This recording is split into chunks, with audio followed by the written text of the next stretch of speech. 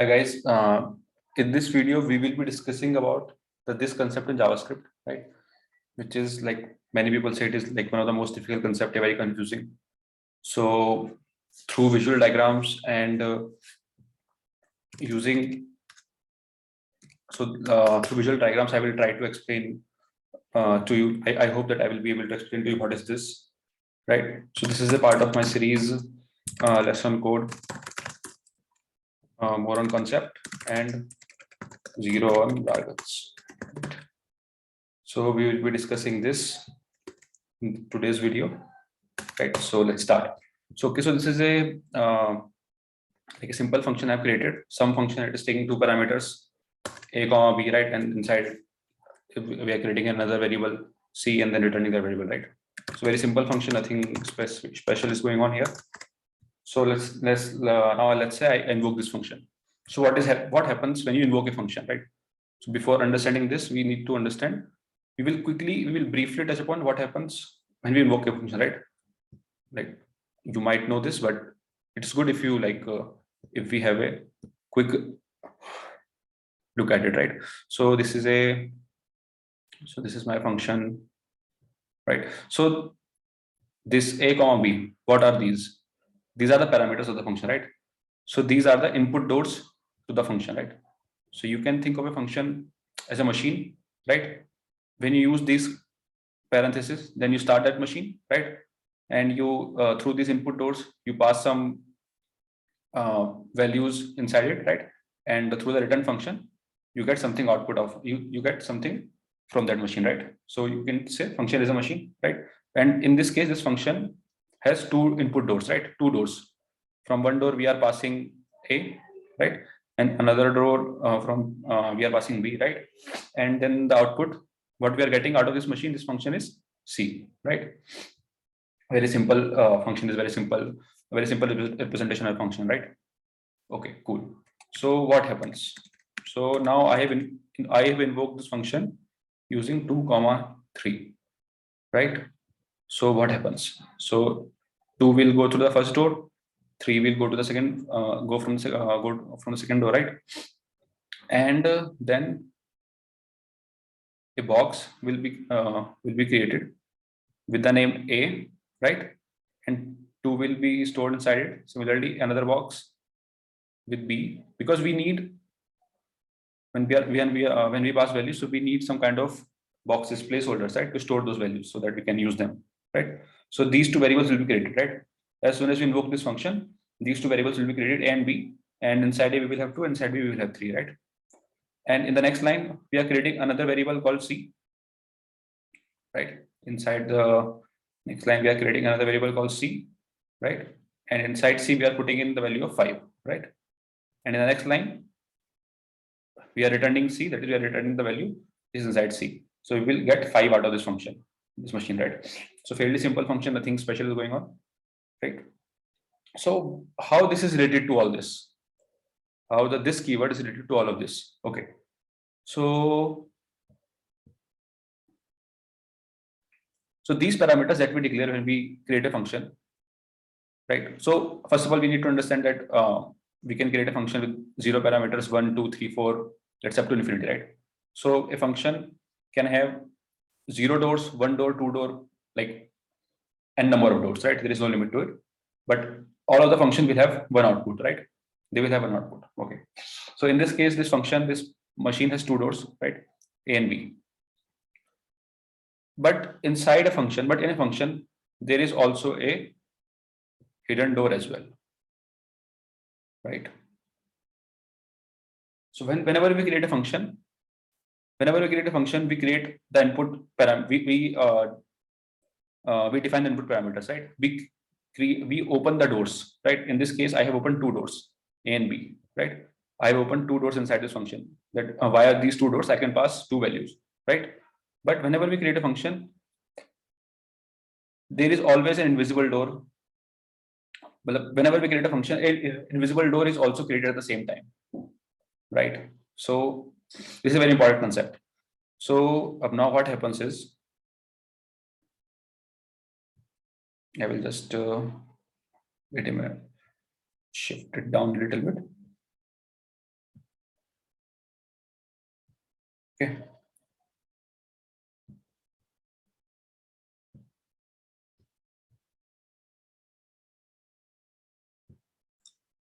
Right.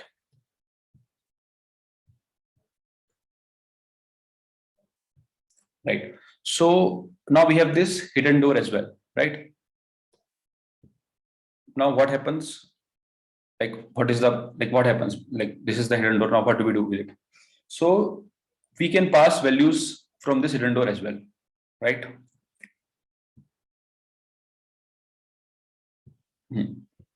So we can pass values from this hidden door as well. Now, again, if a value is passed from this hidden door, so we need a box, a variable to collect that value, right? We need a box, a variable to collect that value. So what is the name of that box? What is the name of this variable? So the name of this box, because this box is collecting the value which is passed by hidden door, right? So this is a very special box. This is a very special variable. So it also has a special name, right? That special name has been decided by the JS language itself, right? So the name of this box is this. So the name of this box is this.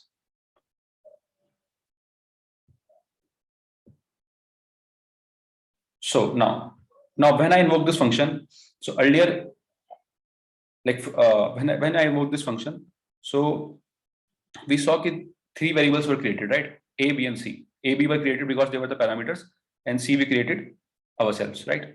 But this function actually had four variables, right? This variable, it is created by the language itself, right? So this variable, what is the purpose of this variable? To collect the value which is passed via hidden door, right? And just to again repeat it myself. So when a value is passed by this hidden door, we need something, a box, a variable to collect this value, right? We need something to collect this value. And so the language itself creates a box, creates a variable, and names that box this, right? So, okay. So we can say that what is this? This is a variable which is used to collect data which is passed by hidden door, right? If you say it in a layman terms. Again, this is the name of the series is lesson called more on concept and zero on jargons, right?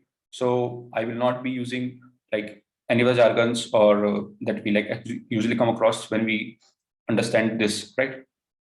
So again, so I will just trying to make a visual picture that what is this? So this is the name of that box, the name of that variable, which is used to collect the value which is passed by a hidden door inside the function, right? Okay, cool. Now this is clear key. What is this? Now the mystery of this is solved, right? Now we will never forget what is this, right? This is a box which collects a value passed by a hidden door, right? I will just this is the name of the variable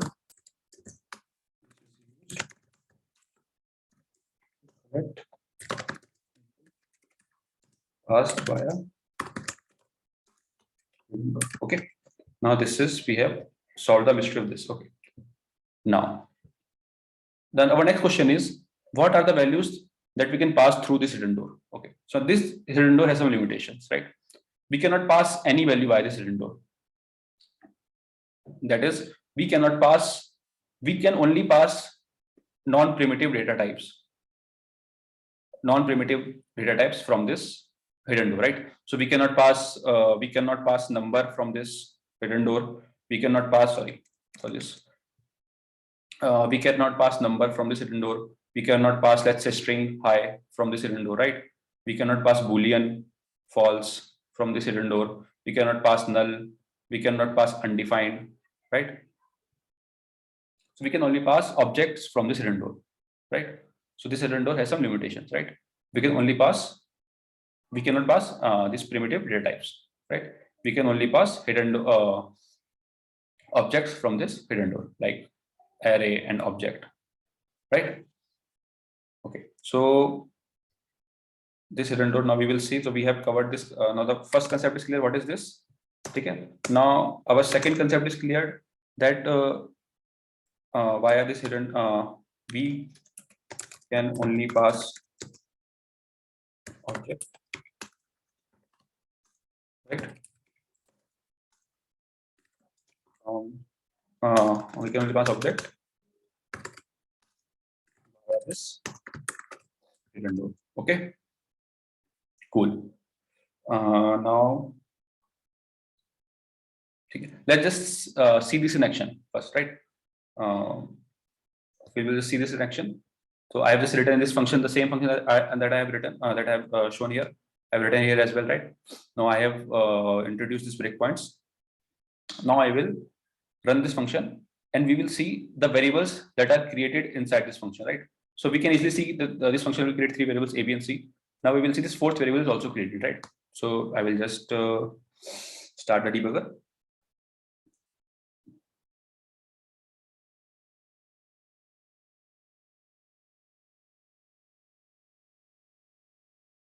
Okay, now I'll just so you can see. So so now my the code, the engine is at line 2. So you can see at line 2 we have 4 variables inside the function, right? A and B that we know will be created, right? We invoke the function. C we created ourselves, right? Currently it is undefined, but when this line is executed, it will be populated with 5. Now this is the 4th variable, this, right? So this variable is already containing something, right? We can see that it has some value global. So it means someone is passing something via this hidden door, right? So this, because so what is being passed by this hidden door, we will see in detail key how do we control what is being passed by this hidden door, and if we do not pass anything via this hidden door, then what will be passed by through it, right? We will see it in detail in next part, in the later part of this video, right? But currently we can see that this variable, the box, this box is not empty, that this box is not empty, and it contains a global object, right? So it means when we invoke this function, a global object was passed via this hidden door, and it was collected by this variable, right? So we can see that this function has 4 variables, right? Okay, now I will just quickly create another function. We will see.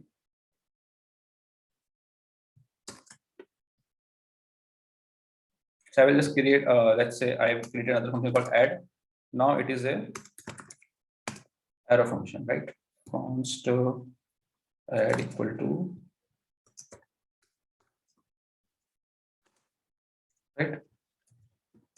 So again, same, the function is same, the functionality is same, the variables are same. It is taking 2 input parameters, right? And again, we are creating the same variable. Everything is same. We just converted that function into a normal function into an arrow function. So what happened? So how an arrow function when we're talking about this, so how an arrow function is different from a normal function? Okay. So when we create an arrow function, so I will just okay. This was our normal function. So when we create a arrow function, so again, this function, again, this input arrow function has 2 input doors, right? Because we created it ourselves, right? So this function will have 2 doors, A and B, right? A and B, and it will have one output, sorry, right? C. Right? This is again the same. This is the same thing that is this is in this, like till now the arrow function is very same. It's exactly similar, exactly same to the normal function, right? Now how does it differ? Now, अब यहाँ से like what is the difference? How does it differ from the normal function, right? So the arrow function does not have a hidden door. So this is the most important thing to remember. So arrow function does not have a hidden door. So it means you cannot pass anything to an arrow function via hidden door, right? So arrow function will have this, will have it will have a variable named this, right? It will have a box named this, but we cannot pass any value inside it via hidden door. So this is not possible. So arrow function does not have a hidden door, right? So we will see this in action as well. So I will create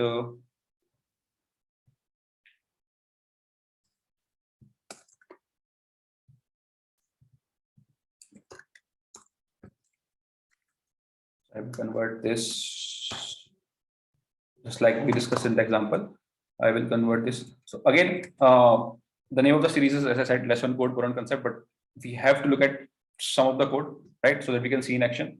But just let me know if you just want to look, I don't know how, because again, I'm trying to, this is my first video. So I will figure out the approach later, but if you are watching this video, so do let me know what do you want, like do you want to separate, you want a video separately on the concept and then another video separately on the code, or do you want a mix of code and concept? But again, we will be very light on code. Okay, we will be very heavy on concept visually, but we will be very light on code. Okay, so because once you understand the concept, you can forget the code, but you will never forget the concept, right? So okay, we will have to look at some, like we can look at, like this is very easy code, right? I'm not trying to add anything, any jazz or any, jargon to it. It's a very simple add function, right? Okay, so we will, again, just let me know if you are watching this video, if you have watched this video. So just let me know what do you prefer, right? So we will again run this function.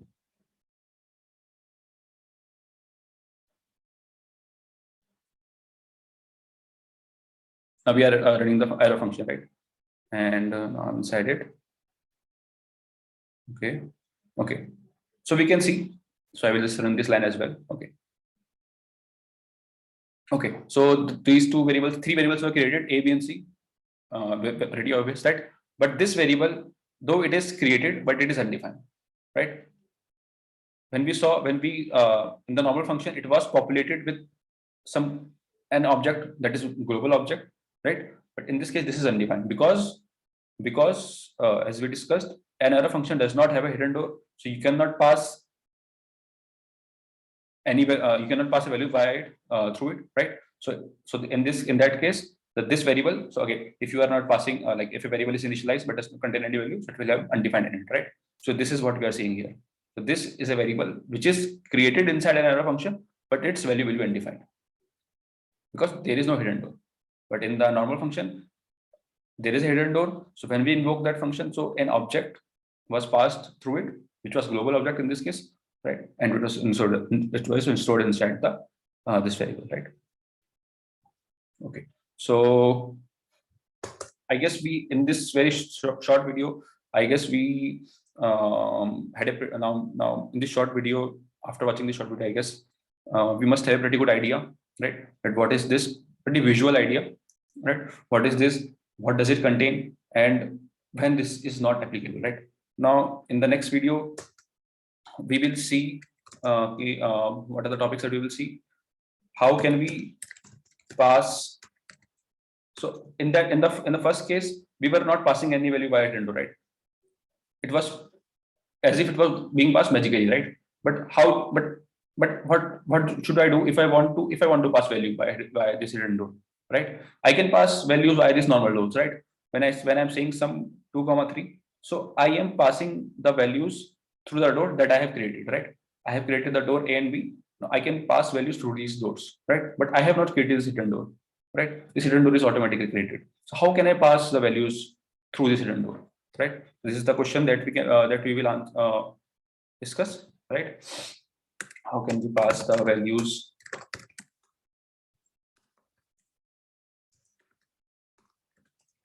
via this hidden door, right? And what else we will discuss? We will discuss I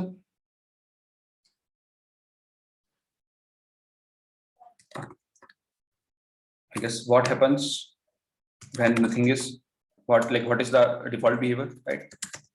Okay. So we will discuss what is the default behavior, like if you are not passing anything, so what happens? We have seen, but we will again discuss in detail. Default behavior, right? So I guess we will discuss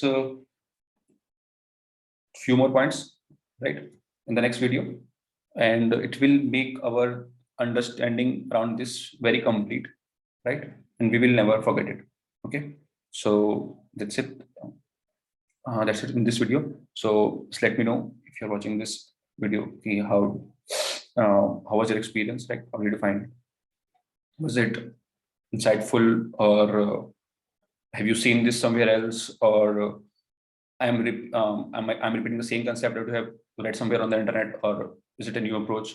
Whatever your thought process is, just do let me know, right? Any again, if you see any mistake, I have created this video with very sincerity. But if you see any mistake, or if you think I have said something wrong, or if I'm said something incorrectly, so please do correct me in the comment section, right? And I will obviously I will be highlighting that mistake if you bring it to my notice, right? So okay, that's it in this video. Okay, guys, let's we will meet in the next video, right? Okay, bye.